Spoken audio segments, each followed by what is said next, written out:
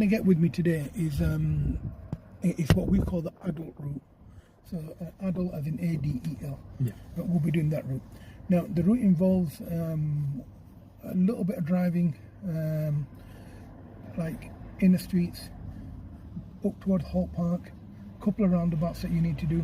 Then you're going to go inside adult as in the area. Once you go inside the area, you'll be driving along narrow roads again, consciously aware of how close you are to the pavement, looking in your mirrors. You'll then get to the end of the road where you'll potentially come towards a stop sign.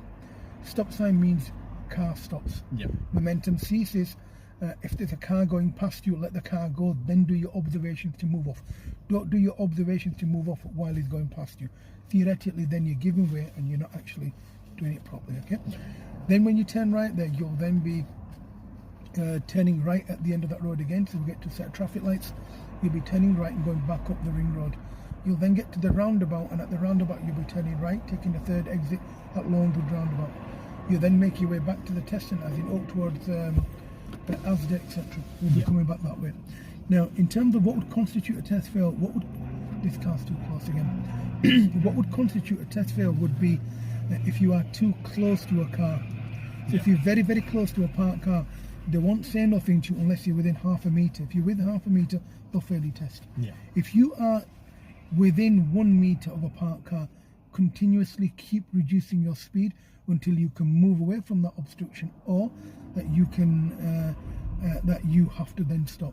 So you continuously reduce and then stop if you need to, or continuously reduce, and then when the car disappears or the obstruction disappears, you move more to the right.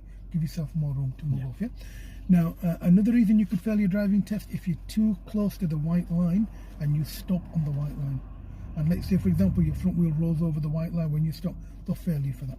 So you need to make sure that you're looking around. Every time you're coming off a roundabout, you're looking in your left door mirror. Every time you are going round a parked obstruction, you're looking in the correct place and you're looking for approaching developing hazards. Does that make sense? Do you understand that? Okay. So that route that I'm referring to is in the opposite direction. So what they'd make you do from here, they'd either make you take the second right, which is where that person is now in a blue shirt, blue hoodie, where the black car is now. To go up there? Yeah, you'd either go up there or you'd go up Broadgate Lane. And then you'd go back to that roundabout that we went to earlier on, and then you'd follow the road ahead from there. And or they'd make you turn right over there and then come back round and turn left where that young lady was, where I said to you she was in the middle of the road. That's the route we're going to do. Now, your driving test starts from inside a test centre. So literally from inside, your driving test starts. So your 45 minutes counts down from there. However, when you're in the car, he sets the sat-nav up, or he talks to you, or they will talk to you, and they'll say to you, move off when you're ready. And that's exactly what we say.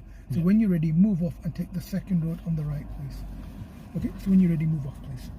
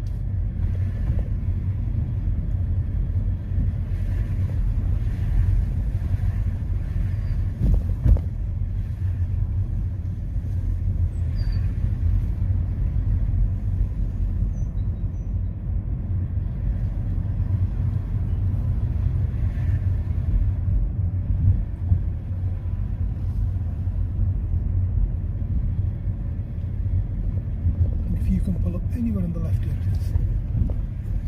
Anyway.